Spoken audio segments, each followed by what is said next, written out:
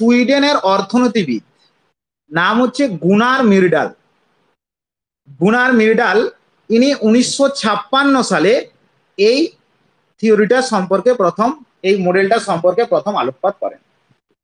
তো তিনি এই মডেলটাতে কি করেছিলেন, এই মডেলটা সম্পর্কে তিনি কোন কোন বিষয়ে এই বিষয়ে আলোচনা করেছেন, অর্থাৎ মডেলটার বিষয়বস্তু সম্পর্কে কোন কোন পুস্তকে তিনি আলোচনা করেছিলেন।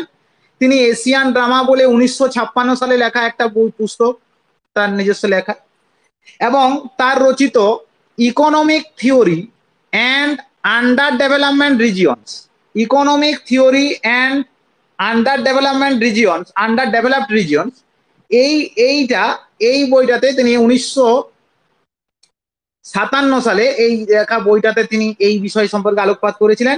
আর করেছিলেন কি, economics of the under development country, economics of the under development country, এই পুস্তকটা, এটা ছিল 1965-তে রচিত। এই পুস্তকটাতেও তিনি কি করেছিলেন, তার এই তত্ত্বের বিষয়বস্তু সম্পর্কে, তত্ত্বটা উল্লেখ করছি না, তত্ত্বের বিষয়বস্তু সম্পর্কে তিনি আলোকপাতটা করেছিলেন। এবং সব থেকে যেটা বিষয় হচ্ছে কি ছিল না, কি সম্পর্কে তিনি আলোকপাতটা করেছিলেন না, পৃথিবীর স্বল্পোন্নত দেশগুলির অর্থনৈতিক অনগ্রসরতার কারণগুলি সম্পর্কে তিনি ব্যাখ্যা করেছিলেন। অর্থাৎ এই তিনটে বইতে অর্থাৎ এশিয়ান ড্রামা, সেকেন্ড হচ্ছে economic theory and under developed regions, and third হচ্ছে economics of the under development country, এই যে তিনটে বইতে তিনি পৃথিবীর স্বল্পোন্নত দেশগুলি কেন অর্থনৈতিক দিক থেকে অনেক পিছিয়ে, সেটার সম্পর্কে তিনি কারণগুলো আলোচনা করেছিলেন, যে কারণটার মধ্য দিয়ে এই তত্ত্বের বিষয়বস্তুটা ফুটে আসছে। বোঝা গেল? এরপরে আমি চলে আসছি, তো এই তিনি কিন্তু নোবেল প্রাইজ পেয়েছিলেন, অর্থাৎ গুনার মিরডাল নোবেল প্রাইজ পেয়েছিলেন, সুইডেনের অর্থনীতিবিদ, যেটা সুইডিশ অর্থনীতিবিদ, 1974 সালে তিনি নোবেল প্রাইজ পেয়েছিলেন। তো এরপর আমি চলে আসছি যে এই মূল বিষয়বস্তু কি, অর্থাৎ এই cumulative causation, circular and cumulative কজেশনের বিষয়টা কি। এই বিষয়টা হচ্ছে কি, এই বিষয়টা সম্পর্কে যদি জানতে হয় তাহলে আমাদেরকে চলে যেতে হবে একটু ভেতরে। তো এখানে দেখো যে এই জায়গাটাতে যেটা বলা হচ্ছে যে একটির পরিবর্তন হলে, দেখো একটির পরিবর্তন হলে তার সাথে সংযুক্ত বাকি বিষয়গুলির পরিবর্তন ঘটে এবং এভাবে একটি চক্রের উৎপত্তি হয়। এই যে বিষয়টা বলছে, একটির যদি পরিবর্তন হয় তাহলে ওর সাথে সংযুক্ত বাকি বিষয়গুলির পরিবর্তন হবেই, এবং এটা একটা চক্রের মডেল। এই যে জায়গাটা, এই যে সার্কুলার, এই সার্কুলার অ্যান্ড কিউমুলেটিভ কজেশন, এই যে বিষয়টা, এটা বিষয়টা কি বলছে, একটির পরিবর্তন হলে তার সাথে সংযুক্ত বাকি বিষয়গুলির পরিবর্তন ঘটে, এভাবে একটি চক্রের উৎপত্তি ঘটে। যেমন ধরো কোন একটা লাইনে যদি অনেকেই দাঁড়িয়ে থাকে, কোনো একটা জিনিস ডিস্ট্রিবিউশন হচ্ছে, সেই লাইনে দাঁড়িয়ে থেকে নিচ্ছে, তো পিছনের ব্যক্তিকে যদি ঠেলে দেওয়া হয় তাহলে সামনের সমস্ত ব্যক্তিগুলো মুখ থুবড়িয়ে পড়ে। ঠিক যে লিঙ্কেজ যেটা থাকছে, এখানেও ঠিক একটা লিঙ্কেজ থাকছে, একটার পরিবর্তন ঘটলে বাকিগুলোর কিন্তু কি হবে, পরিবর্তন ঘটবে। ঠিক আছে, এটা হচ্ছে একটা বিষয়। তার জন্য হচ্ছে কিউমুলেটিভ কজেশন, এই যে অনেকগুলো পরিবর্তনের কারণ ঘটাবে, একটার পরিবর্তন ঘটলে আরেকটার পরিবর্তন, অর্থাৎ এইখানে একটা লিঙ্কেজ, এ একটা উপাদান, এ একটা উপাদান, এ একটা উপাদান, এ একটা উপাদান, এখানে যদি এইটার পরিবর্তন ঘটে তাহলে এইগুলোরও পরিবর্তন ঘটবে, এগুলোরও পরিবর্তন ঘটবে, এটা এখানে বলা হচ্ছে। এবং বলছে দেখো, বলছে এই মডেলে যেটা বলা হচ্ছে যে আর্থিক বৃদ্ধির সাথে সাথে আঞ্চলিক বৈষম্য বৃদ্ধি পায়, আর্থিক বৃদ্ধির সাথে সাথে আঞ্চলিক বৈষম্য বৃদ্ধি পায়। এটা যদি আমরা একটু ভালো করে লক্ষ্য করি, অর্থাৎ এই তত্ত্বে যেটা মূল বিষয় হচ্ছে যে আঞ্চলিক বৈষম্য কিভাবে বৃদ্ধি পাচ্ছে একটু লক্ষ্য করতে হবে। ধরো বলছে এ একটা রিজিয়ন, এই রিজিয়নটা খুব ডেভেলপড, এই রিজিয়নটার নাম হচ্ছে, এটা ধরো আমি বলছি এটা কোর রিজিয়ন, অর্থাৎ প্রধান অঞ্চল, বা এটা হচ্ছে কোর রিজিয়ন। বলছি এই কোর রিজিয়নে ডেভেলপ যত হবে, অর্থাৎ এই ডেভেলপমেন্টটা যত হবে, এই ডেভেলপমেন্টটা যত হবে, অর্থাৎ এই ডেভেলপমেন্টটা যত হবে এই কোর রিজিয়নের, তো নরমালি কি হয়, যদি কোর রিজিয়ন ডেভেলপ করে তাহলে পার্শ্ববর্তী অঞ্চলগুলো ডেভেলপ করবে। কিন্তু এই গুনার মিরডাল বলতে চাইছে না, যদি এই অঞ্চলটা ক্রমাগত ডেভেলপ করে তাহলে এই অঞ্চলগুলো কি হবে, ক্রমাগত ডেভেলপ হবে না, এখানটা পুরোপুরি আস্তে আস্তে করে অনগ্রসর হবে, অর্থাৎ এই অঞ্চলগুলো কি হবে, অনগ্রসর হবে। যত এ ডেভেলপ করবে তত তার পার্শ্ববর্তী অঞ্চল, তার পেরিফেরি এরিয়া অর্থাৎ তার সংলগ্ন অঞ্চলগুলো কি হবে, তত বেশি পরিমাণে অনগ্রসর হবে। এইটা তিনি বলছেন, অর্থাৎ আর্থিক বৃদ্ধি, এই রিজিয়নে আর্থিক বৃদ্ধি যত বেশি হবে তত ধরো এই যে বি রিজিয়নটা, যে পার্শ্ববর্তী রিজিয়নটা, এইটা তত বেশি অর্থনৈতিকভাবে অনগ্রসর হয়ে দাঁড়াবে। অর্থাৎ আঞ্চলিক বৈষম্য, অর্থাৎ এটা হবে অধিক উন্নত, এটা হবে মোর ডেভেলপ, এটা হবে মোর ডেভেলপ, আর এই অঞ্চলটা কি হবে, লেস ডেভেলপ। এইভাবে কি হবে না, দুটো অঞ্চলের মধ্যে বৈষম্য বৃদ্ধি পাবে। তাহলে এইটাই হচ্ছে গুণার মডেলের মূল বিষয়, মূল কথা। অর্থাৎ যত বৃদ্ধি পাবে তত কি হবে, তত বিষয়টা তোমার সেই জায়গাটা তৈরি হবে। অর্থাৎ যত বৃদ্ধি পাবে তত অনগ্রসর হবে এই এলাকাটা। অর্থাৎ আমি একটা ছোট্ট উদাহরণের মাধ্যমে দেখাই। ধরো এই কোর রিজন, এই কোর রিজন যদি ডেভেলপ করে, এই অঞ্চলে যদি ডেভেলপ করে, তাহলে এই অঞ্চলগুলো আস্তে আস্তে করে ডেভেলপ করবে না।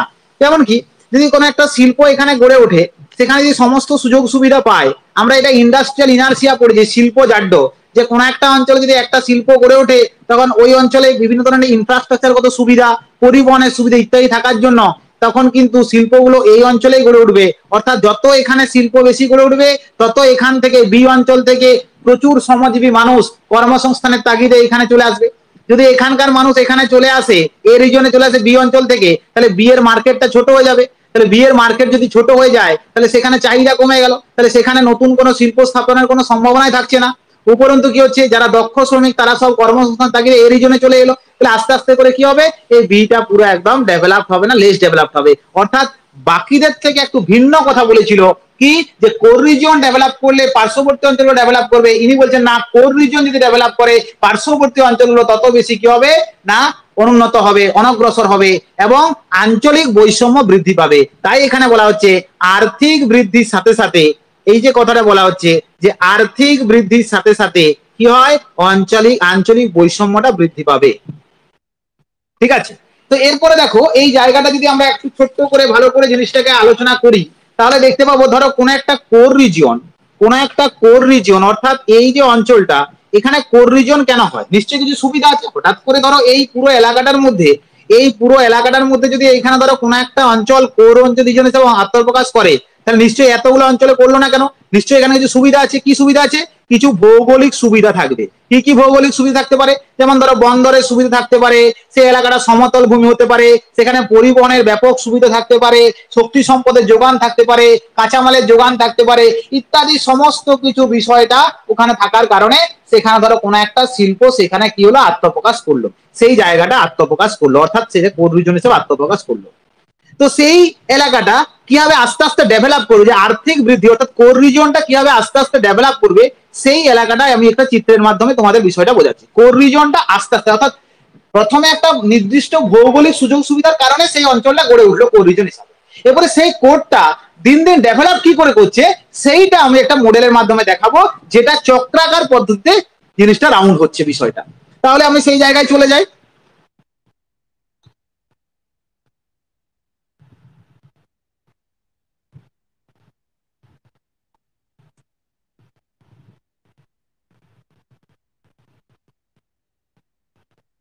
দেখো সেখানে হচ্ছে এই যে বিষয়টা এখানে আমি আলোকপাত করেছি, যে চিত্রটা দেখো, এটা আছে একটা কোর রিজন। এই কোর রিজন ধরো একটা শিল্প অলরেডি আছে। এখন কি হচ্ছে না, এই কোর রিজনে কিছু আরো নতুন শিল্প এখানে গড়ে উঠবে। তো আমি এটাকে এইভাবে দেখাই। তো এই কোর রিজিয়নে ধরো একটা শিল্প অলরেডি তোমার আছে, এখানে একটা শিল্প আছে। এখানে বলছে দেখো অ্যাট্রাকশন অফ লিঙ্কিং ইন্ডাস্ট্রি, অর্থাৎ আরো নতুন শিল্প কিভাবে সেখানে আকর্ষিত হচ্ছে, অর্থাৎ ওই এলাকায় আরো নতুন শিল্প কিভাবে আকর্ষিত হচ্ছে। তাহলে কোন একটা শিল্প যখন কোর রিজনে গড়তে যাবে তখন সে দুটো জিনিসকে ভাববে, একটা হচ্ছে ব্যাকওয়ার্ড লিঙ্কেজ, একটা হচ্ছে ব্যাকওয়ার্ড লিঙ্কেজ, আর একটা হচ্ছে ফরওয়ার্ড লিঙ্কেজ, আর একটা হচ্ছে কি ফরওয়ার্ড লিঙ্কেজ।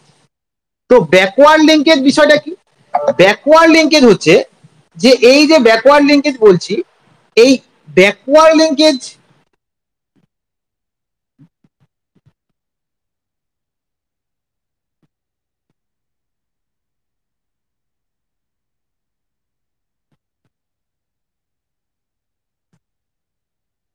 এই ব্যাকওয়ার্ড লিঙ্কেজটা তাহলে কি হচ্ছে, এই ব্যাকওয়ার্ড লিঙ্কেজ হচ্ছে এই একটা শিল্প, এখানে কোনো একটা নতুন শিল্প স্থাপিত হতে সে আগে দেখবে তার কাঁচামাল পাচ্ছে কিনা, পিছন দিকে তাকাবে, কারণ ওই শিল্পটা স্থাপন করতে গেলে তার প্রয়োজনীয় কাঁচামাল সে পাচ্ছে কিনা। হ্যাঁ, কাঁচামাল পাচ্ছে, তাহলে ওই এলাকাটা নতুন শিল্প স্থাপন করা যেতে পারে। যেমন ধরো আমি ধরো কোনো বাঁশ জাতীয় কোনো কাগজের মন্ড ইত্যাদি তৈরি করার জন্য যে কাঁচামালগুলো দরকার, সেই কাঁচামালগুলো আমি এখান থেকে পাচ্ছি। হ্যাঁ, তাহলে এখানে শিল্প গড়ে তোলা যাবে। কিন্তু এখানে শিল্প গড়ে তুললে কি সুবিধা সবকিছু হবে? তাহলে ফরওয়ার্ড লিঙ্কেজ দেখতে হবে। এই কাগজের মন্ড যদি এখানে পাওয়া যায়, তাহলে সেখান থেকে প্রচুর পরিমাণ বিভিন্ন ভ্যারাইটিস টাইপের কাগজ পেপার এগুলো তৈরি হবে। তাহলে কি এরকম যেমন কার্টুন পেপার তৈরি হতে পারে, সেখানে সাদা কাগজ তৈরি হতে পারে, পেপারে বিভিন্ন ধরনের ভ্যারাইটিস টাইপের পেপার তৈরি করবে, প্লাস্টিক পেপার তৈরি করতে পারে, ইত্যাদি বিভিন্ন ধরনের পেপার গুলো তৈরি করবে। তাহলে এই যে তৈরি করবে তার জন্য কি বিক্রি করতে হবে। তাহলে এই যে ফরওয়ার্ড লিঙ্কেজ অর্থাৎ কাগজের মন্ডটা তৈরি করে দিল, কাগজের মন্ডটা বিভিন্ন ধরনের ভ্যারাইটিস টাইপে বিভক্ত করে সেগুলো বিক্রি করবে, তাহলে এটা হচ্ছে ফরওয়ার্ড লিঙ্কেজ। তাহলে পিছন দিকে তাকালো, হ্যাঁ কাঁচামাল আছে, শিল্প হলো, শিল্প হওয়ার পরে সেই উৎপাদিত সামগ্রী বিক্রি হয়ে যাবে, তাহলে এইটা বিক্রি হয়ে যাবে, এটা ফরওয়ার্ড লিঙ্কেজ। তৈরি হওয়ার পরে যেটা এগোবে সেটা ফরওয়ার্ড লিঙ্কেজ। তাহলে এই ব্যাকওয়ার্ড লিঙ্কেজ এবং ফরওয়ার্ড লিঙ্কেজ এর উপর ভিত্তি করে কোন একটা জায়গায় শিল্পটা করে উঠলো, তাই তো? অর্থাৎ সেই কোর রিজনে আর একটা নতুন শিল্প স্থাপিত হলো। ঠিক আছে, এই যে নতুন শিল্প স্থাপিত হলো, এরপরে দেখো কি অবস্থা দাঁড়াচ্ছে। এই নতুন শিল্পটা স্থাপিত হওয়ার পর সেখানে কি হবে, সেই জায়গাতে নতুন জব সৃষ্টি হবে। নতুন শিল্প স্থাপন করা মানে নিউ জব, এই যে দেখো লেখা আছে নিউ জব। তার নতুন কর্মসংস্থান যদি সেখানে লক্ষ্য করা যায়, তাহলে সেখানে কি হবে না, সেখানে হচ্ছে কি এখানে দক্ষ শ্রমিক যারা আছে, এই যে improvement in pool of trend labour, অর্থাৎ যারা ট্রেন্ড প্রদান মানে দক্ষ শ্রমিক যারা আছে তারা কি হবে, আকর্ষিত হবে। তারা ওই নতুন জবের জন্য সেখানে আকর্ষিত হবে। কোন জায়গায় আকর্ষিত হবে? ওই কোর রিজনে যেখানে নতুন শিল্পটা স্থাপিত হলো, তাহলে আকর্ষিত হলো। এই যে আকর্ষিত যখন এরা হলো, এই লেবার গুলো যখন নতুন জায়গায় পৌঁছলো, তখন কি হবে, তখন ইনক্রিজ ডিমান্ড ফর সার্ভিস, অর্থাৎ তাদের যে পরিষেবা আছে, বিভিন্ন ধরনের ধরো মুদিখানার দোকান, তারপর ধরো পেট্রোল পাম্প, তারপরে তাদের যে বিভিন্ন ধরনের যে পরিষেবাগুলো দরকার, ইলেকট্রিক পরিষেবা ইত্যাদি গুলো, এই পরিষেবাগুলোর জন্য তাহলে বৃদ্ধি পাবে। এই পরিষেবাগুলোর চাহিদা কি হবে, বৃদ্ধি পাবে। এই পরিষেবাগুলো যদি চাহিদা বৃদ্ধি পায়, সেখানে কি হবে, তাহলে এই পরিষেবাগুলো যখনই ওখানে দেওয়া হচ্ছে, তখন ইনক্রিজ পপুলেশন, জনসংখ্যা আরো বাড়ছে। যখন দেখা গেল যে ওই যে পরিষেবা কোন একটা দক্ষ শ্রমিক তার যখন ছেলে মেয়েকে পড়াচ্ছে, সেখানে সে ইংলিশ মিডিয়াম স্কুল স্থাপিত হলো, সবকিছু হলো, বিভিন্ন ধরনের প্রতিষ্ঠান স্থাপিত হলো, বিভিন্ন ধরনের ভোকেশনাল প্রতিষ্ঠান স্থাপিত হলো। সেই প্রতিষ্ঠান স্থাপিত হওয়ার কারণে তখন মানুষ কি হলো, আরো পরবর্তীকালে যদি ওই জায়গায় কাজ পায়, তাহলে সেখানে প্রচুর মানুষ এখানে ভিড় জমাবে। যখনই ওই পরিষেবাগুলো পাচ্ছে, তখনই প্রচুর মানুষ ভিড় জমাচ্ছে, অর্থাৎ ইনক্রিজ পপুলেশন, জনসংখ্যা বাড়ছে। যখনই জনসংখ্যা বাড়ছে, তখনই কি হচ্ছে, তখনই জনসংখ্যার যে বিভিন্ন ধরনের করগুলো আছে, সেই করগুলো বৃদ্ধি পাচ্ছে। তাহলে কর বৃদ্ধি পাচ্ছে, এই কর বৃদ্ধি পাওয়ার কারণে সেখানে কি হচ্ছে না, সেখানে জনসংখ্যার বিভিন্ন ধরনের গতিময়তা লক্ষ্য করা যাচ্ছে। প্রচুর মানুষ, জনসংখ্যা যখনই বাড়ছে, সেখানে ঘর বাড়ির ট্যাক্স, ইলেকট্রিক ট্যাক্স ইত্যাদি বিভিন্ন ধরনের পরিষেবাগুলো পাওয়ার জন্য যে ট্যাক্সটা দিচ্ছে, সেই ট্যাক্সটা আরো পাচ্ছে। পাচ্ছে ওই নতুন কোর এরিয়া, মানে ওই কোর এরিয়া পাচ্ছে যেখানে নতুন শিল্পটা স্থাপিত হলো, আগে যেখানে শিল্পটা ছিল। এরপরে দেখো ওই জায়গা থেকে এখানে কি হলো, যখন এই কর পরিষেবা বাড়ছে, তখন কি হচ্ছে, নিউ কনস্ট্রাকশন অ্যাক্টিভিটি, অর্থাৎ সেখানে আরো বিভিন্ন ধরনের ফ্ল্যাট তৈরি গড়ে উঠছে ওই কর্মী সংস্থানের সুবিধার জন্য, ওই কর্মীদের বসবাসের জন্য বিভিন্ন ধরনের আবাসনগুলো গড়ে উঠছে। আচ্ছা, বিভিন্ন ধরনের স্কুল গড়ে উঠছে, বিভিন্ন কলেজ গড়ে উঠছে, বিভিন্ন ধরনের ভোকেশনাল সেন্টারগুলো আবার গড়ে উঠছে, নতুন করে আবার গড়ে উঠছে। কারণ কি, অত বিপুল পরিমাণ জনসংখ্যার চাহিদা মেটানোর জন্য এগুলো দরকার। যখনই সেটা হচ্ছে, তখনই কি হচ্ছে না, সেই অঞ্চলটা একটা বিকাশ কেন্দ্র হিসাবে আত্মপ্রকাশ করছে, অর্থাৎ এরিয়া বিকামস গ্রোথফুল, অর্থাৎ সেই অঞ্চলটা একটা বিকাশ কেন্দ্র হিসাবে আত্মপ্রকাশ করছে। যেই বিকাশ কেন্দ্র হিসাবে আত্মপ্রকাশ করছে, তখনই আরো নতুন কোন শিল্প যখন আসছে, সেই নতুন শিল্প কি করছে, যারা ধরো শিল্পপতি, যারা শিল্পে বিনিয়োগ করবে, তারা কোন রিজনে করবে, তারা এই যে এ রিজিয়ন আছে আর এই যে বি রিজিয়ন আছে, এখন দেখছে এখানে সমস্ত কিছু পরিকাঠামোগত সুযোগ আছে, কর্মীদের থাকার ব্যবস্থা আছে, গভর্নমেন্ট থেকে সমস্ত কিছু সুযোগ সুবিধা দেওয়া হয়েছে। তাহলে সে নতুন কোন শিল্প স্থাপন করলে সে কোথায় স্থাপন করবে, এখানেই করবে, কারণ এখানটা প্রফিট বেশি হবে, এখানে প্রফিট কম হবে। এখানে করবে, এখানে করবে না, কারণ এখানে করলে উৎপাদন, এখানে প্রযুক্তিগত শ্রমিক, সহজে শ্রমিক পাওয়া যাচ্ছে, দক্ষ শ্রমিক পাওয়া যাচ্ছে। এখানে উৎপাদন বেড়ে 100 টাকা হয়, এখানে 200 টাকা, আবার তাকে নতুন করে বিভিন্ন ধরনের পরিবহনের জন্য ব্যবস্থা করতে হবে, ইত্যাদি করতে হবে। তাহলে তখন নতুন কোন শিল্পপতি নিশ্চয়ই সে এখানে শিল্প গড়ে তুলবে, তুলবে না, তুলবে না। তাই বলা হচ্ছে ইনোভেশন, এই ইনভেনশন এবং ইনোভেশন, অর্থাৎ নতুন আবিষ্কার থেকে শুরু করে সমস্ত কিছু কি হচ্ছে কোর অঞ্চলে হচ্ছে। এইভাবে কোর অঞ্চলটা কি হচ্ছে আরো ডেভেলপ করছে। আবার যখন ডেভেলপ করছে, আবার নতুন যে আবার যখন নতুন শিল্প স্থাপিত হচ্ছে, তখন আবার নিউ জব সৃষ্টি হচ্ছে। তাহলে দেখো একটা সার্কুলার মডেল তৈরি হচ্ছে। তাহলে এইটা হচ্ছে একটা সার্কুলার মডেল তৈরি হচ্ছে, তাই না? তাহলে এইটা হচ্ছে একটা সার্কুলার মডেল তৈরি হচ্ছে। এই কথাটাই তিনি বলতে চেয়েছিলেন যে এইভাবে একটা সার্কুলার চক্রে এই বিষয়টা প্রতিবর্তিত হচ্ছে। ঠিক আছে, এই পর্যন্ত আমরা বোঝা গেল। এরপরে নেক্সট অংশে আসছি।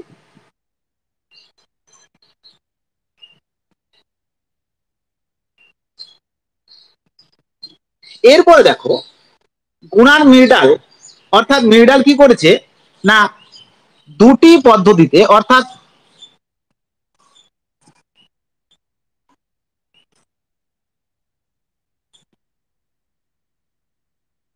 তত্ত্বটিকে, অর্থাৎ তার যে কিউমুলেটিভ কজেশন মডেল আছে, এই তত্ত্বতে তিনি দুটি পদ্ধতির উপর অধিক গুরুত্ব আরোপ করেছিলেন। দুটি পদ্ধতির উপর অধিক গুরুত্ব আরোপ করেছিলেন। একটা হচ্ছে স্প্রেড এফেক্ট, একটা হচ্ছে স্প্রেড এফেক্ট, আর একটা হচ্ছে ব্যাকওয়াশ এফেক্ট। মনে রাখবে তোমাদের এগুলো কিন্তু 2 মার্কসের কোশ্চেন আসতে পারে। স্প্রেড এফেক্ট বলতে কি বোঝো এবং ব্যাকওয়াশ এফেক্ট বলতে কি বোঝো, তাই তো? তাহলে প্রথমে আমি চলে আসছি স্প্রেড এফেক্ট জিনিসটা কি।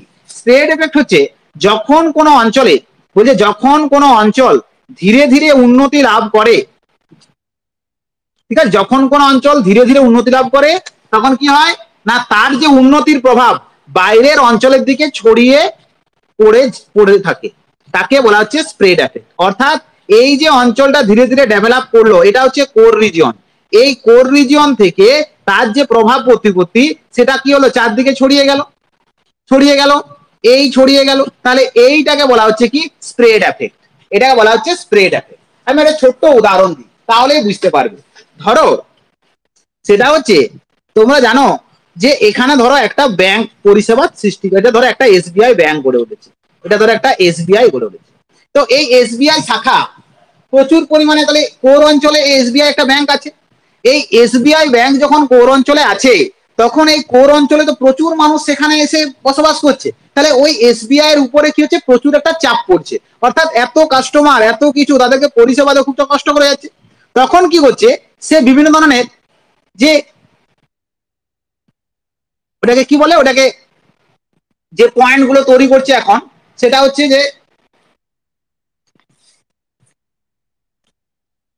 ব্রাঞ্চেই, ধরো কোন একটা ব্রাঞ্চ সে তখন এই অঞ্চলে গড়ে তুলছে, অর্থাৎ সে একটা নতুন ব্রাঞ্চ এখানে গড়ে তুলছে, এই ব্রাঞ্চ এখানে গড়ে তুললো, এখানে এই ব্রাঞ্চ গড়ে তুললো, এখানে এই ব্রাঞ্চ গড়ে তুললো, এখানে এই ব্রাঞ্চ গড়ে তুললো, এখানে এই ব্রাঞ্চ গড়ে তুললো। তাহলে ধরো এ তখন কি করছে চতুর্দিকে তার ব্রাঞ্চ তৈরি করলো। তাহলে এই যে প্রভাবটা এখানে ছড়িয়ে পড়লো, তাহলে এটা স্প্রেড এফেক্ট। এর প্রভাবটা এখানে ছড়িয়ে পড়লো, স্প্রেড এফেক্ট।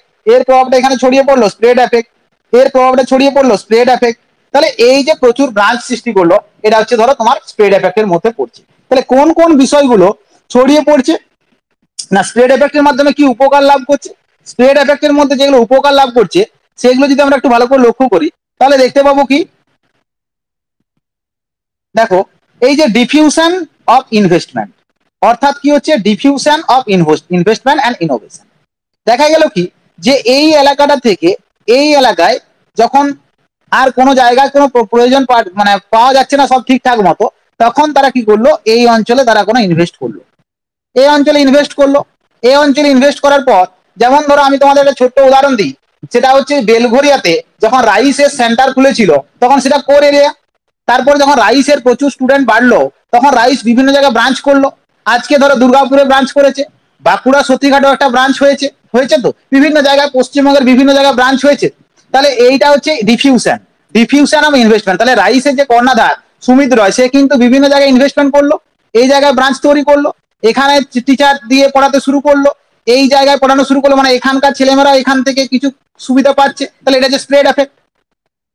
আচ্ছা, মানে এই যে ইনোভেশন এন্ড ইনস্টিটিউশন এই যে প্রতিষ্ঠান স্থাপন করছে, যেমন ব্যাংক ধরো বিভিন্ন জায়গায় ব্রাঞ্চ করছে। এরপর দেখো backward linkage to less development. Backward linkage to less development বলতে রিজন বলতে কিরকম, এই যে কোর রিজনে যে শিল্পগুলো আছে, ধরো কোনো একটা ময়দা শিল্প আছে, তখন এই ব্যাকওয়ার্ড রিজন থেকে আটা আসছে, কৃষিজ সামগ্রী আসছে, আসছে তো, তাহলে একটা সম্পর্ক তৈরি হচ্ছে, এটা ওদের স্প্রেড এফেক্ট অর্থাৎ ছড়াচ্ছে। এ যত বৃদ্ধি পাবে তত দূরবর্তী অঞ্চল থেকে যত এর আটা সেল হবে তত দূরবর্তী অঞ্চল থেকে তোমার কি হবে, গম আসতে শুরু করবে, অর্থাৎ এর প্রভাবটা আরো দূরে ছড়িয়ে পড়বে। এটা যে স্প্রেড এফেক্ট। এরপরে দেখো প্রোডাকশন অফ র মেটেরিয়াল ফর ডেভেলপমেন্ট রিজন। এরপরে দেখো প্রডিউসিং র মেটেরিয়াল, বিভিন্ন ধরনের খনিজ পদার্থ বলো ইত্যাদি গুলো এরা এখানে সাপ্লাই করছে, এর বিনিময়ে এরা কিছু অর্থ পাচ্ছে। সেই অর্থ দিয়ে এই যে যে অঞ্চলগুলো আছে, স্প্রেড অঞ্চলগুলো আছে, অর্থাৎ যে ব্যাকওয়ার্ড পেরিফেরি রিজনগুলো আছে, সেগুলো কিছুটা ডেভেলপ করছে। আর হচ্ছে কি না ইন্ডাস্ট্রিয়াল এক্সপানশন, অর্থাৎ কোন একটা শিল্প ধরো গড়ে তুলেছে, সেই শিল্পের বিভিন্ন ধরনের ছোট ছোট পার্টসের কারখানা এখানে ধরো এই জায়গাগুলো গড়ে তুলছে। তাহলে এইভাবে কিন্তু স্প্রেড গুলো হচ্ছে। তাহলে কি কি স্প্রেড হচ্ছে না diffusion of investment, innovation, institution, এগুলো ডিফিউশন মানে ব্যাপন হচ্ছে, অর্থাৎ চতুর্দিকে ছড়িয়ে পড়ছে। আচ্ছা, backward linkage to less development region, producing raw material for developed region, আর ইন্ডাস্ট্রিয়াল এক্সপানশন। তাহলে এই ঘটনাগুলো ঘটছে। তাহলে এই জায়গায় লক্ষ্য করতে পারছি যে চতুর্দিকে ছড়িয়ে পড়ছে বিষয়টা, অর্থাৎ এখানে কি হচ্ছে ডেভেলপমেন্টটা চতুর্দিকে আমাদের ছড়িয়ে পড়ছে, কোন দিকে, স্প্রেড রিজনের দিকে। এই যে স্টেট অফ ডেভেলপমেন্ট, অর্থাৎ এই চিত্রের মাধ্যমে আমরা যদি দেখাই তাহলে দেখতে পাবো কি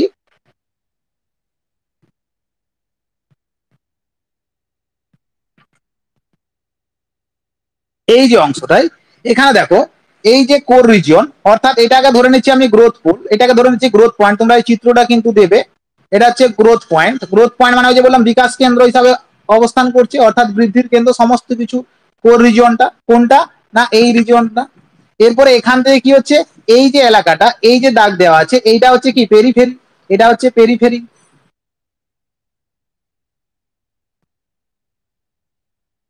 আর এই যে এইটা, এটা হচ্ছে কি স্প্রেড অফ ডেভেলপমেন্ট, এই যে তীর চিহ্নটা দেওয়া আছে, এটা হচ্ছে স্প্রেড অফ ডেভেলপমেন্ট।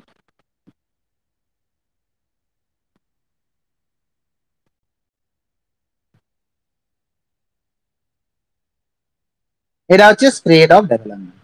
ঠিক আছে, তাহলে এই যে জায়গাটা, এখান থেকে এরা ছড়িয়ে ছড়িয়ে যাচ্ছে। তাহলে এই যে তীর চিহ্ন গুলো দেওয়া আছে, এটা হচ্ছে স্প্রেড অফ ডেভেলপমেন্ট। অর্থাৎ এখানে কি হচ্ছে না এই পদ্ধতিতে মূলত কেন্দ্র বহির্মুখী পদ্ধতির সাথে সমন্বিত, অর্থাৎ এটা দেখো কেন্দ্র বহির্মুখী, কেন্দ্র থেকে চতুর্দিকে ছড়িয়ে যাচ্ছে। অর্থাৎ এই যে স্প্রেড এফেক্টটা, এটা কেন্দ্র বহির্মুখী পদ্ধতির সাথে সম্বন্ধিত, অর্থাৎ এই পদ্ধতিটা কেন্দ্র বহির্মুখী পদ্ধতির সাথে সম্বন্ধিত। তাহলে এই হচ্ছে স্প্রেড এফেক্ট, বিষয়টা বুঝতে পারলাম। এবার 2 নম্বরে যে স্প্রেড এফেক্ট পরে কিছু কোশ্চেন আমরা বলতে পারি, কি বৈশিষ্ট্য কোশ্চেন আমরা উত্তর লিখতে পারি, সেখান থেকে আমার তোমাদের দুটো বিষয়কে একটু ক্লিয়ার করে দিই। যে যেমন ধরো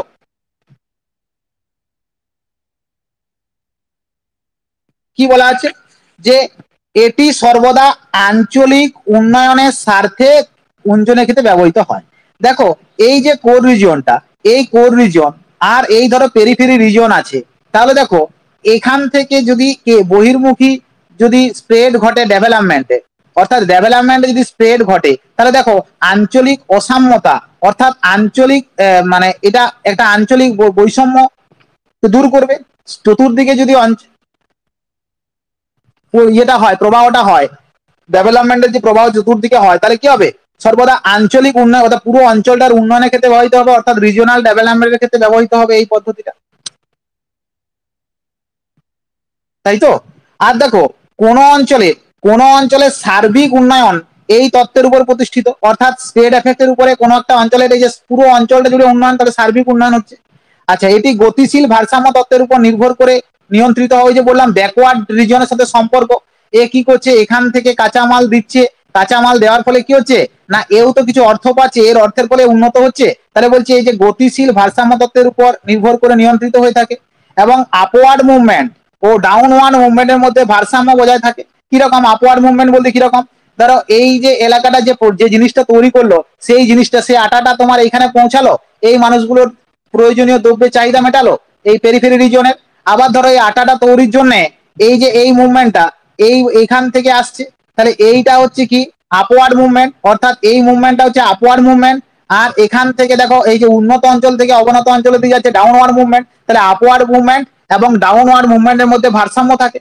আর বলছে শিল্প ক্ষেত্রগুলিতে উৎপাদন বাড়তে থাকে। কেন উৎপাদন বাড়তে থাকে, কারণ কি না দেখো এই যে কয়লা আকরিক বিভিন্ন খনিজ উত্তোলন মাধ্যমে এগুলো আসছে। আচ্ছা, বিভিন্ন ধরনের শ্রমিক তারা এখানে এসে পৌঁছচ্ছে, ঠিক আছে। আবার ধরো তারা বিভিন্ন ধরনের ইনস্টিটিউশন থেকে, বিভিন্ন ধরনের জায়গা থেকে যারা ভালো ভালো সব দক্ষ শ্রমিক তারাও কিন্তু কাজে লিপ্ত হচ্ছে। তাহলে বিষয়টা হচ্ছে এইটা হচ্ছে স্প্রেড এফেক্ট। এখানের প্রভাবটা আছে বলেই তো এখানকার লোকগুলো এখান থেকে ছুটে আসছে, তাই না? তাহলে এটা হচ্ছে স্প্রেড এফেক্টের মধ্যে পড়ছে, অর্থাৎ ছড়িয়ে ব্যাপারটা। এরপরে আসছি যেটা হচ্ছে ব্যাকওয়াশ এফেক্ট। এরপরে আসছি আমি ব্যাকওয়াশ এফেক্ট। ব্যাকওয়াশ এফেক্টে যদি আমরা ক্লিয়ার করতে যাই তাহলে দেখো, তার আগে একটা কথা বলে নিতে হবে যে ব্যাকওয়াশ এফেক্ট, এই যে তোমার স্প্রেড এফেক্ট এবং ব্যাকওয়াশ এফেক্টের কথা বলেছে, একটা হচ্ছে স্প্রেড এফেক্ট আর একটা হচ্ছে ব্যাকওয়াশ এফেক্ট। তো এই দুটো তত্ত্বের মধ্যে, এই দুটো এফেক্টের মধ্যে তিনি বলেছেন কোনটা বেশি শক্তিশালী? বলছে এই ব্যাকওয়াশ এফেক্টটা বেশি শক্তিশালী।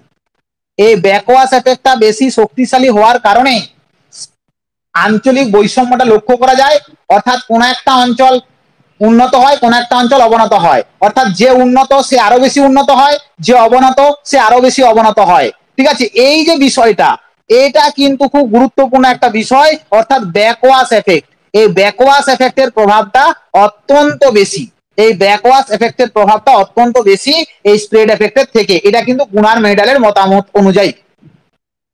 এরপরে দেখো,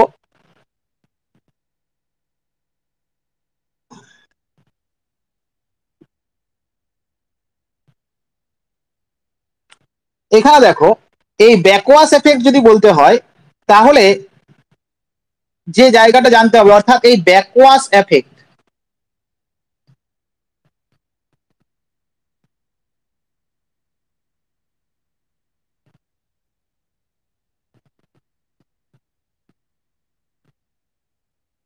এই ব্যাকওয়াশ এফেক্টের ক্ষেত্রে প্রথমে যে বিষয়টা বলি, যে আমি বললাম যে এই Belgharia rice centre, Belgharia rice centre, অর্থাৎ জানো রাইস এডুকেশন যে বেলঘরিয়া আছে এটা হেড অফিস, এখানে এদের মূল দপ্তর। তো যখন প্রচুর ছেলে মেয়ে বেলঘরিয়াতে পড়াশোনার জন্য যাচ্ছে কম্পিটিটিভ এক্সামের জন্য, তখন দেখলো যে আমি যদি পশ্চিমবঙ্গের বিভিন্ন জেলায় আমি যদি এই ব্রাঞ্চগুলো সেট আপ করি, অর্থাৎ এখানে একটা ব্রাঞ্চ করলাম, এখানে একটা ব্রাঞ্চ করলাম, এখানে একটা ব্রাঞ্চ করলাম, তো এই ব্রাঞ্চগুলো যখন করলাম তো দেখা গেল কি এই যে যে টিচারগুলো বেলঘরিয়া রাইস সেন্টার থেকে, মেন সেন্টার থেকে যে কাজগুলো পড়াচ্ছে, যারা বেলঘরিয়া মেন সেন্টারে পড়াচ্ছে, দেখা গেল কি যে তাদের বেতন বেশি। তাদের বেতন ধরো দেখা গেল 35,000 পার মান্থ। আর এখানে যারা পড়াচ্ছে সেখানে হচ্ছে কি 12,000 পার মান্থ। তাহলে তুমি বলো যে এই সেন্টার গুলো যে টিচার গুলো পড়াচ্ছে তারা যদি 12,000 পার মান্থ পায়, তাহলে সে যদি তার যদি কোয়ালিটি থাকে, সে যদি ভালো পড়ানোর দক্ষতার অধিকারী হয়, তাহলে সে কেন এই রিজিওনাল সেন্টারে যাবে? সে কেন রিজিওনাল সেন্টারে যাবে? সে কোথায় যাবে? সে তো চেষ্টা করবে আমি মূল সেন্টারে পড়ানোর, অর্থাৎ বেলঘরিয়া রাইস মেন সেন্টারে পড়ানোর, সেখানে সে স্যালারি বেশি পাবে। বোঝা গেল? তাহলে যখন ওই দক্ষ মানুষটি যখন এই জায়গায় এসে পড়ানো শুরু করছে, তাহলে এখানে পড়াশোনার গুণগত মানটা খারাপ হয়ে যাচ্ছে। পড়াশোনার যদি গুণগত মান খারাপ হয়ে যায়, তাহলে এই রাইস সেন্টারটায়, অর্থাৎ এই রিজিওনাল রাইস সেন্টারটায় যে ছেলেগুলো পড়াশোনা করছিল, তারা কি, তারা দেখছে যে না এখানে তো ভালো টিচার নেই, এখানে ভালো টিচার নেই, তারা কি করলো, তারা এই জায়গায় আর আসলো না, তারা এই জায়গাটা ক্রস করে দিল। তারা কোথায় চেষ্টা করলো, না যদি পড়তে হয় রাইসে তাহলে চলো বেলঘরিয়া, চলো বেলঘরিয়া। তাহলে যদি এরা সবাই বেলঘরিয়া এসে ভর্তি হয়, তাহলে এই এলাকাটার কি আর উন্নয়ন ঘটবে? অর্থাৎ এই এলাকাটায় আর কোনো স্টুডেন্ট নেই, তো তাহলে কোনো বিল্ডিং নেই, তাহলে এদের ইনফ্রাস্ট্রাকচার ডেভেলপ করবে না, এদের ইনফ্রাস্ট্রাকচার ডেভেলপ করবে না, অর্থাৎ কোনো পরিকাঠামো ডেভেলপ করবে না। যখন পরিকাঠামো কোনো ডেভেলপ করবে না, তখন এই এই এই অঞ্চলটা থেকে কোনো স্টুডেন্ট যাবে না, এর নামে একটা খারাপ রেপুটেশন তৈরি হবে, ভালো পড়ায় না, এই করে না, আস্তে আস্তে কি হবে, বন্ধ হয়ে যাবে। সমগ্র চাপ এসে পড়বে কোথায়, এইখানে। তাহলে এই যে এফেক্টটা, এই এফেক্টটাকে বলা হচ্ছে কি ব্যাকওয়াশ এফেক্ট। অর্থাৎ এই এফেক্টটা হচ্ছে আবার সেই পশ্চাৎ প্রসারণের দিকে এগিয়ে যাবে, এই এফেক্টটা হচ্ছে ব্যাকওয়াশ এফেক্ট। তাহলে যখন এই এলাকাটা সম্পূর্ণ তোমার নষ্ট হয়ে যাবে তখন এটা কি হবে না এই এলাকাটা তোমার ডেভেলপ হবে, অতিরিক্ত ডেভেলপ হবে, অর্থাৎ মোর ডেভেলপ হবে। আর এটা কি হবে না এটা একেবারে আন্ডার ডেভেলপডে চলে যাবে, লেস ডেভেলপড না একবারে আন্ডার ডেভেলপডে চলে যাবে। কোন এলাকাটা, এই এলাকাটা। এই যে এফেক্টটা এটাকে বলা হচ্ছে কি ব্যাকওয়াশ এফেক্ট। তো আমি এখানে ব্যাকওয়াশ এফেক্ট তাহলে আমি বিষয়টা বুঝতে পারলাম। তো এখানে ব্যাকওয়াশ এফেক্ট সম্বন্ধে একটু যদি ধারণা করি তাহলে একটু বুঝতে পারবো, আমি একটু ক্লিয়ার আইডিয়া দেওয়ার জন্য এই জায়গাটা বলবো। তো এখানে দেখো কি হয় না migration of labour, movement of capital, র মেটেরিয়াল, এগুলো সবই কিন্তু চলে যেতে থাকে। কোথায় চলে যেতে থাকে না এই ধরো এ হচ্ছে কোর রিজিয়ন, এই কোর রিজিয়ন, আর ধরো বি হচ্ছে পেরিফেরি রিজিয়ন। তাহলে এখানে যদি শ্রমিকের মজুরি বেশি হয় তো তারা এখানে থাকবে কেন, তারা কোথায় যাবে, তারা এখানে চলে যাবে। যদি এখানে প্রচুর শ্রমিক পাওয়া যায়, সমস্ত সুযোগ সুবিধা পাওয়া যায়, তাহলে যারা পরবর্তীকালে মূলধন বিনিয়োগ করবে তারা কোথায় বিনিয়োগ করবে, তারা বিনিয়োগ করবে এখানে বিনিয়োগ করবে। তাহলে সবাই কিন্তু তারা তখন এইখানে বিনিয়োগ করতে শুরু করবে, তাই তো। তাহলে এই অঞ্চলটা আর ডেভেলপ হবে না। আবার যদি সব র মেটেরিয়াল এখানে চলে আসে, এখানে এসে পৌঁছে যায়, তাহলে তখন এইখানে র মেটেরিয়াল এর ঘাটতি থাকবে এক সময়। তাহলে এক সময় যদি ঘাটতি থাকে তাহলে এখানে কেন আর করবে শিল্প, এখানে করবে না। তাহলে ব্যাকওয়ার্ড রিজন আস্তে আস্তে করে তোমার কিন্তু একদম এই ব্যাকওয়ার্ড এফেক্টের কারণে ওই অঞ্চলটা পুরোপুরি অনুন্নত হয়ে যাবে, এই অঞ্চলটা কি হবে অনুন্নত হয়ে যাবে, সাময়িক উন্নত থাকলেও অনুন্নত হয়ে যাবে। যেমন ধরো এখানে ধরো কিভাবে অনুন্নত হচ্ছে একটা ছোট্ট উদাহরণের মাধ্যমে দেখাচ্ছি। ধরো এই যে এই রিজন অর্থাৎ কোর রিজনে যদি বেটার এমপ্লয়মেন্ট ফ্যাসিলিটি থাকে, এই যে কোর রিজন এখানে যদি বেটার এমপ্লয়মেন্ট অর্থাৎ আরো উন্নতর আর্থিক উপার্জন করতে পারবে সেই রকম কর্মসংস্থানের জন্য কি হবে না যারা ইয়ং পপুলেশন আছে অর্থাৎ যারা তোমার হচ্ছে যারা উৎপাদনশীল জনসংখ্যা, তারা কি করবে, তারা এই বি অঞ্চল থেকে এই অঞ্চলে আসবে না আসবে না, আসবে। তাহলে এই অঞ্চলে পরিব্রাজন, যখনই এই যে উৎপাদনশীল জনসংখ্যা এই অঞ্চলে পরিব্রাজন করলো তখনই এই এলাকায় অর্থাৎ এই বি রিজন অর্থাৎ এই পেরিফেরি এলাকায় কি হবে না এজেড পপুলেশন বলতে কি বয়স্ক জনসংখ্যার পরিমাণটা এখানে বেড়ে গেল, কোথায় বেড়ে গেল, বিতে বেড়ে গেল। তাহলে যখন পেরিফেরিতে এই প্রচুর লোক যখন কোর রিজনে চলে গেল তাহলে সেই এলাকার লোক সংখ্যা কমে গেল, লোক সংখ্যা কমে গেল মানে কোন লোক সংখ্যা গেল, যারা উপার্জনশীল লোক সংখ্যা তারাই কমে গেল। তাহলে বলছে এই পেরিফেরিতে মার্কেটটা কি হবে, বাজারটা কি হবে ক্ষুদ্র হবে এবং জনগণের ক্রয় ক্ষমতারা হ্রাস পাবে। অর্থাৎ যারা ধরো রোজগার করতো, তারা ধরো যে 170 টাকার একটা তেল মাপতো, তারা কি করবে, বয়স্ক মানুষগুলো আছে রোজগার কম, তাহলে তারা কি করবে, তারা কি আর 170 টাকার তেলটা কিনবে যে 500 এই 250 ml এর দাম 170 টাকা, তারা বলবে না 250 ml 40 টাকায় পাওয়া যাবে এরকম। তাহলে কি হবে ক্রয়ের ক্ষমতাটা কমে যাবে, যা কিন্তু তার থেকে কম অর্থাৎ ভ্যারাইটিস কম পাওয়া যাবে, মার্কেটের মধ্যে যে ভ্যারাইটিস ব্যাপারটা থাকবে সেটা নষ্ট হয়ে যাবে এই এলাকাতে। এরপরে যখনই এখানে জনগণ কমে গেল, সমস্ত কিছু উৎপাদন সামগ্রী কমে গেল, ঠিক আছে, ভ্যারাইটিস প্রোডাকশন ভ্যারাইটিস কমে গেল, তখনই কি হবে সেখানকার যে স্থানীয় পরিষেবাটা হ্রাস পাবে। অর্থাৎ যে ধরো তোমার ইলেকট্রিক পরিষেবা বলো, রাস্তাঘাট পরিষেবা বলো, সমস্ত পরিষেবাগুলো কি আস্তে আস্তে কমে যাবে। কারণ কি জনগণ যদি বেরিয়ে যায়, তার জনগণ তো চাহিদা নেই, সেখানে ট্যাক্স নেই, কোনো কিছু নেই, নতুন জিনিস এনে কি করবে, তাহলে সেই জায়গায় স্থানীয় পরিষেবা হ্রাস পাবে। স্থানীয় পরিষেবা হ্রাস পেলে সেখানে কি আর নতুন করে কোনো অর্থনৈতিক কার্যের লক্ষ্য করা যাবে, যাবে না। দেখতে পাচ্ছে না এখানে পরিবহন রাস্তাঘাটগুলো কোনো উন্নত নয়, চারদিকটা আবড়া খাবড়ে ভর্তি, তাহলে সেই রাস্তা একদম উন্নত রাস্তা একদম খারাপ রাস্তা, ঠিক আছে, রেলপথের যোগাযোগও নেই, ঠিক আছে, ডেভেলপ বলতে কিছু থাকছে না, তখন সেখানে কি আর নতুন করে কোনো শিল্প ডেভেলপ করবে, করবে না। তাহলে যদি নতুন করে ডেভেলপ না করে তখন কি হবে, তখন ওই কর্মসংস্থানের ক্ষেত্রে পরবর্তী যে নিউ জেনারেশন আছে তারা কি হবে কোর থেকে আবার সেই পেরিফেরি থেকে আবার কোরের দিকে যাবে, অর্থাৎ ক্রমাগত কোর ডেভেলপ করবে। আর এই যে তোমার যেটা ব্যাকওয়াশ এফেক্টের কারণে কি হচ্ছে না এই যে এ রিজিয়নটা উন্নত হবে আর বির রিজনটা ক্রমাগত অনুন্নত হতে থাকবে, তাহলে এই বিষয়টা হচ্ছে ব্যাকওয়াশ এফেক্ট। ক্লিয়ার? তাহলে ব্যাকওয়াশ এফেক্টের কারণে কি হয় না, ব্যাকওয়াশ এফেক্টের কারণে মনে রাখতে হবে যে ব্যাকওয়াশ এফেক্টের কারণে আঞ্চলিক বৈষম্য তৈরি হয়। কারণ কি, হবে বেশি উন্নত আর হবে কি, দিন দিন কি হবে, দিন দিন অনুন্নত হবে অথবা উত্তরোত্তর অনুন্নত হবে। তাহলে যদি যদি গরিব আরো বেশি গরিব হয়, বড় যদি আরো বেশি বড় হয়, তাহলে অটোমেটিকলি বৈষম্য বাড়ছে, তাহলে এটা বৈষম্যের সৃষ্টি করে। আর এটা কি হবে, এটা কেন্দ্রমুখী।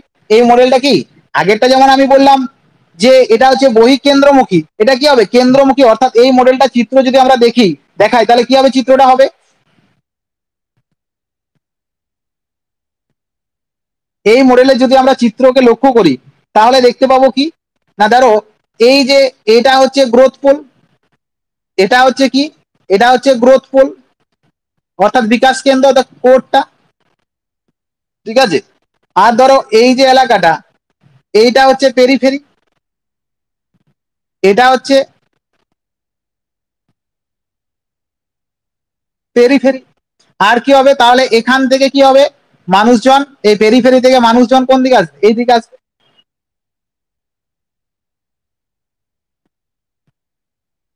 অর্থাৎ এটা কি, এটা যে ব্যাকওয়াশ, ব্যাকওয়াশের বাংলা মানে হচ্ছে অপসারণ বা পশ্চাৎপসরণ, ঠিক আছে।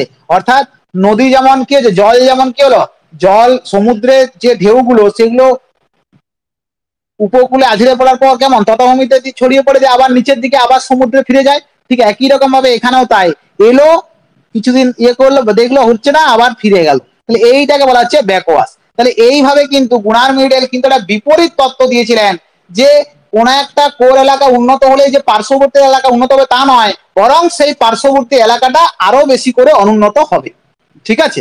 তাহলে এই বিষয়টা আমরা বুঝতে পারলাম, এই চিত্রটা তোমরা এটা কিন্তু দেবে, ঠিক আছে। তাহলে এইটা কি হয়, ব্যাকওয়াশ এফেক্টে কি হচ্ছে না, এটা হচ্ছে কেন্দ্রমুখী, এটা কি হবে না কেন্দ্রমুখী বিষয়টা লক্ষ্য করা যাবে, ঠিক আছে। এই পর্যন্ত আমরা বুঝতে পারলাম। আর এর মাধ্যমে কি হবে, ব্যাকওয়াশের মাধ্যমে কেন্দ্রীয় অঞ্চল অর্থাৎ কোর এলাকার উন্নয়ন সাধিত হবে, অর্থাৎ কোর ব্যাকওয়াশ এফেক্টের মাধ্যমে কোর এলাকা আরো বেশি উন্নত করা হবে। তাহলে তোমরা ব্যাকওয়াশ এফেক্ট সংজ্ঞা লেখার পরে তার এই ডায়াগ্রাম দেবে এবং বৈশিষ্ট্য হিসাবে দিবে কি, 1 নম্বর বৈশিষ্ট্য দেবে এটি আঞ্চলিক বৈষম্যতা তৈরি করে। 2 নম্বর বৈশিষ্ট্য দেবে যে এই পদ্ধতির মধ্য দিয়ে কেন্দ্রীয় অঞ্চল অধিক উন্নত অঞ্চলে পরিণত হয়, ঠিক আছে। তাই এই অংশটা আমরা বললাম।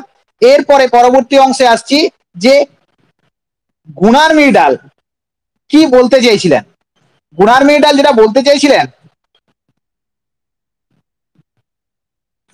অ্যাকচুয়ালি এই যে আমি যে বইগুলোর নাম বললাম, এশিয়ান ডামা, তারপরে economic theory and under developed region, তারপরে economics of the under developed country, এই যে বইগুলোতে তিনি বলেছিলেন, এখানে তিনি বলেছেন না, এই জায়গাটা তিনি বলেছিলেন যে আমাদের যে দেশগুলো আছে, একটা হচ্ছে কি, একটা হচ্ছে ডেভেলপড কান্ট্রি,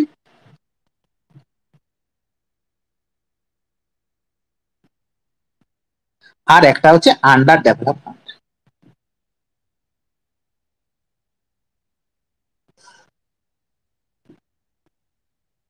তাহলে কি হয় না, আমাদের যে আন্তর্জাতিক বাণিজ্যগুলো হয়, এই আমাদের যে আন্তর্জাতিক বাণিজ্যগুলো হয়, এই আন্তর্জাতিক বাণিজ্যগুলোর ক্ষেত্রে কি হয়, এই আন্তর্জাতিক বাণিজ্যগুলোর ক্ষেত্রে দেখা যায় কি না, এই যে যেগুলো ডেভেলপড কান্ট্রি আছে, এই ডেভেলপড কান্ট্রি গুলো কি হয়, বাণিজ্য অধিক উন্নত হয়, আর আন্ডার ডেভেলপড কান্ট্রি গুলো বাণিজ্য অত্যধিক কম উন্নত হয়।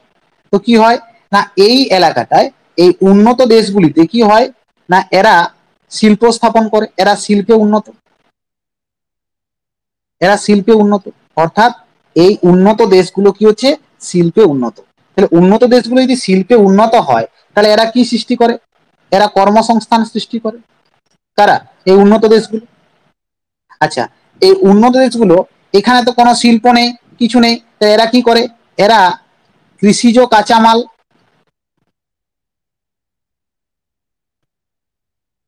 কৃষিজ কাঁচামাল, আর হচ্ছে কি বিভিন্ন শিল্পের কাঁচামাল,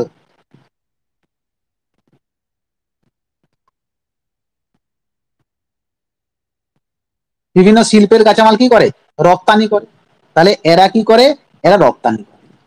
এই রপ্তানি করার ফলে কি হয়, ধরো এ যখন এই যে এই জিনিসগুলোকে এই অঞ্চল এই এলাকা থেকে এইখানে এইখানে পাঠালো, তার বিনিময়ে কি পেলো, তার বিনিময়ে পেলো অর্থ,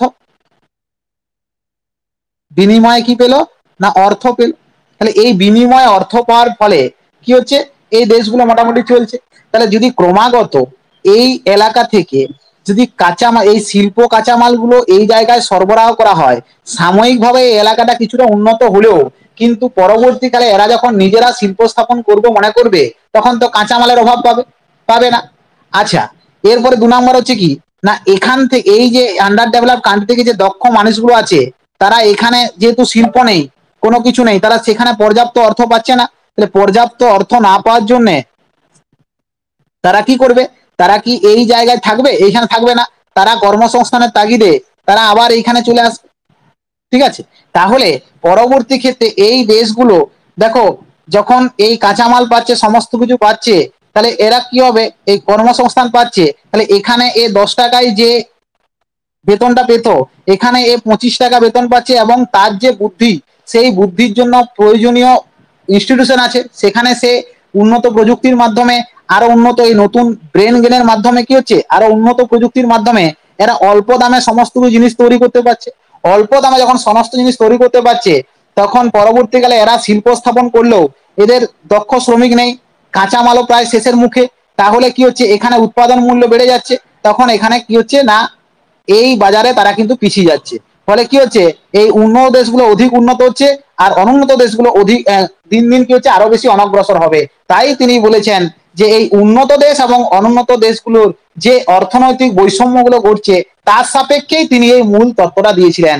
অর্থাৎ উন্নত দেশগুলো আরো বেশি উন্নত হবে এবং অনুন্নত দেশগুলো আরো বেশি অনুন্নত হবে, এবং কি অনুন্নত দেশগুলো হবে সাপ্লাই এরিয়া, কারণ এরা নিজেরা কিছু করতে পারবে না, এরা সব দিন ওই সাপ্লাই করে যাবে, এরা হচ্ছে সাপ্লাই এরিয়া। আর এটা হচ্ছে কি, আর উন্নত অঞ্চলগুলো হচ্ছে ডিমান্ড এরিয়া, উন্নত অঞ্চলগুলো হবে কি ডিমান্ড এরিয়া। ঠিক আছে, তাহলে এইটা পর্যন্ত বুঝতে পেরেছি। আর লাস্ট যে অংশটা আমি একটু বলবো সেটা একটু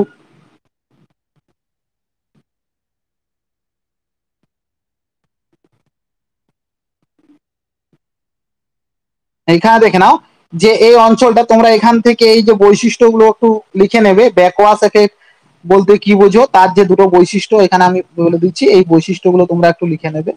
ঠিক আছে, বলেছি আগেই। তো এখানে দেখো ইমপ্লিমেন্টেশন এরিয়া, এই গুনার সার্কুলার যে কজেশন মডেলটা, অর্থাৎ কিউমুলেটিভ কজেশন মডেল যেটা আছে গুনার মিটারের, সেই মডেলটা কোথায় কোথায় প্রয়োগ করা যায়। একটা যে পরিচালন সাধ্য শিল্প, পরিবর্তনশীল শিল্প, প্রভাব বিস্তারকারী শিল্প, ছড়িয়ে পড়া শিল্প সমূহ, পিছিয়ে পড়া শিল্প সমূহ। তাহলে এইগুলোর ক্ষেত্রে কিন্তু মানে এই তত্ত্বটা প্রয়োগ করা যায়। আর একটা কথা বলে রাখি, যে একটু আগে আমি যেটা বললাম যে স্প্রেড এফেক্ট, আর একটু আগে যেটা বললাম ব্যাকওয়াশ এফেক্ট, এই স্প্রেড এফেক্ট এবং ব্যাকওয়াশ এফেক্টের মধ্যে আমি বলেছিলাম ব্যাকওয়াশ এফেক্ট শক্তিশালী। তো ব্যাকওয়াশ এফেক্ট যদি শক্তিশালী, তাহলে তো কখনো অঞ্চল ডেভেলপ করবে না। তার জন্যই তো সরকার বিভিন্ন ধরনের পরিকল্পনাগুলো নেয়।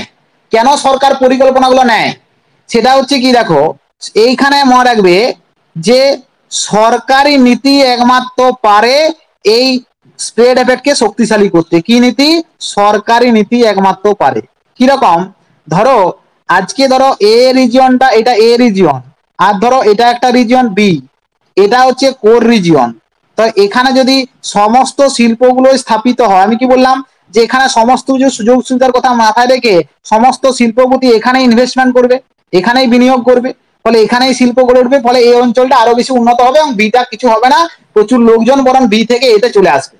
কিন্তু একমাত্র সরকারই পারে যে না, যারা এই অঞ্চলে নতুন শিল্পপতি যারা এই অঞ্চলে শিল্প স্থাপন করবে, তাদেরকে 50% ট্যাক্স দিতে হবে।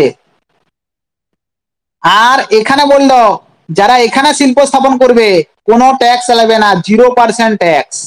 তখন বাধ্য হয়ে ওই সুবিধাগুলোর কথা মাথায় রেখে না, তাহলে এখানে করলে লাভ আছে, একমাত্র তখনই সেই মাত্র ব্যালেন্স ইকোনমিক গ্রোথ করা সম্ভব হবে। অর্থাৎ গভর্নমেন্ট অ্যাকশন ছাড়া, সরকারি নীতি ছাড়া কিন্তু স্প্রেড এফেক্টের থেকে ব্যাকওয়াশ এফেক্ট একমাত্র শক্তিশালী রূপে গণ্য হবে। এটা কিন্তু গুনার মিডল অনেক আগেই বলে গেছে। ঠিক আছে, এই হচ্ছে গুনার মিডলের মূল বিষয়। এখান থেকে তোমাদের কোশ্চেন আসবে যে গুনার মেডালের সার্কুলার কজেশন তত্ত্বটি ব্যাখ্যা করো, এটার সম্পর্কে তোমরা বলবে। আর এখান থেকে স্প্রেড এফেক্ট এবং ব্যাকওয়াশ এফেক্ট সম্পর্কে তোমাদের কোশ্চেন আসবে। স্প্রেড এফেক্ট এবং ব্যাকওয়াশ এফেক্ট তোমাদের বলতে হবে, 2 নম্বরের কোশ্চেন আসতে পারে। আর পুরো বিষয় যখন বলবে তখন তোমাকে কিন্তু তার ইন্ট্রোডাকশন পার্ট এবং বিষয়টার মূল কথা, অর্থাৎ যেটা উন্নত বা অন্য দেশের কথাটা বললাম সেটা সম্পর্কে বলতে হবে। আর অন্য দেশের অর্থনৈতিক অবস্থা, উন্নয়নশীল দেশের অর্থনৈতিক অবস্থা, সেটা সম্পর্কে তুমি বলতে হবে। আর তোমরা কজেশন, যখন কিউমুলেটিভ কজেশন বললাম তোমাদেরকে, যেটা পড়ালাম যে অংশটা, সেখান থেকে চিত্র সহকারে যেটা বোঝালাম, সেখান থেকে তোমরা সেই বিষয়টাকে আলোচনা করার পর তারপর স্প্রেড এফেক্ট এবং ব্যাকওয়াশ এফেক্টে চলে যাবে। ঠিক আছে, এই হচ্ছে তোমাদের মূল বিষয়।